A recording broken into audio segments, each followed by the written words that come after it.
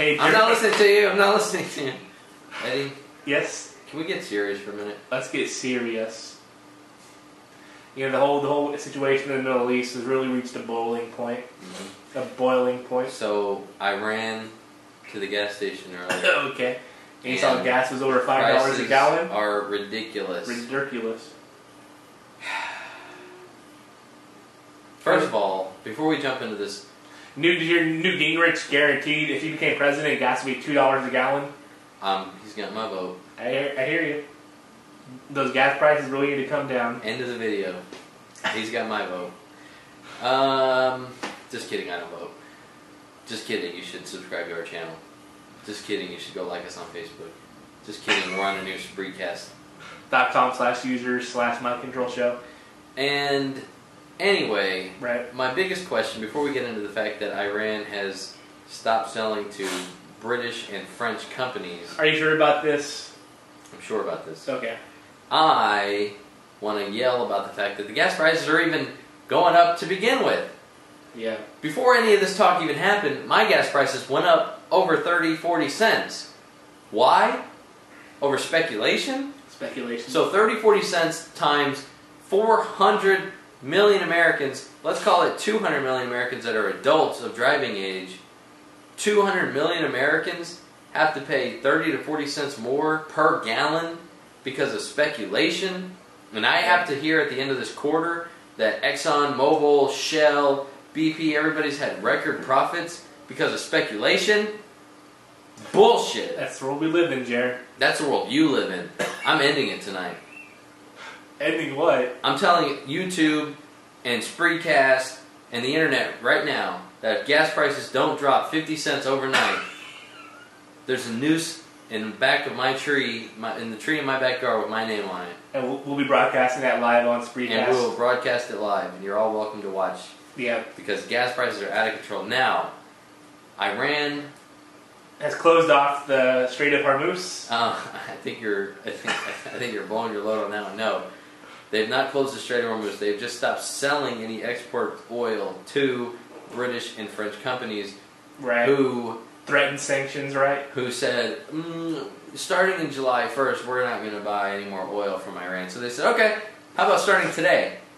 You're not buying any from us. Yeah. And then the British and French, or some British companies have come out and said, well, we don't need it because we've got 120 days worth of reserve. That's a lot of reserve, huh? Oh, yeah. You don't ever have to sell to us again because we got 120 days.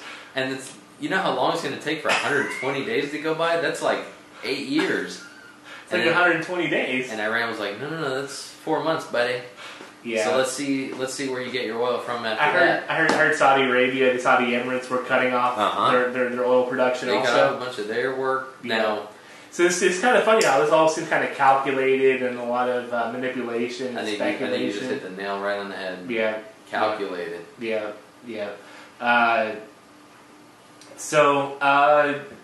And you know, the sanctions Europe was threatening with Iran were all having to do with the nuclear oil, the nuclear weapon production over in Iran. They're getting closer and closer by the day to having nuclear weapons, and everyone's trying to do everything they can to make sure that doesn't happen. But you know, not everybody. Russia, China, and India are still buying oil from Iran. Here's my big question: if Russia, China are closer to Iran than we are, obviously I know the answer to this, then why are we so concerned about them getting a nuclear weapon if Russia and China, two huge superpowers, aren't worried about? They're have strong allies with Iran, right? So why aren't they afraid of this small little nation all of a sudden becoming more powerful? The chances of them nuclear reacting on Russia or China are much greater than anything they could do to America, right? I mean, the threat of nuclear reactor meltdown really isn't the threat everyone's worried about. Nuclear reacting. I just meant like shooting a bomb. Oh, okay. They could hit a Russia. Russia. No, Russia and China are Iran's best friends. They're BFFs for life. Right. The answer is because the only thing that anyone cares about is Israel with this story. Right. And do we really need to be playing all of our entire geopolitic life based on what happens to Israel? I don't think so. Israel is definitely our coup in the area. There are little pawn piece that we have. Russia and China have Iran, and we have Israel. What's the whole reason for being involved in the Middle East? Oil, gas prices. Yeah, obviously it ain't working.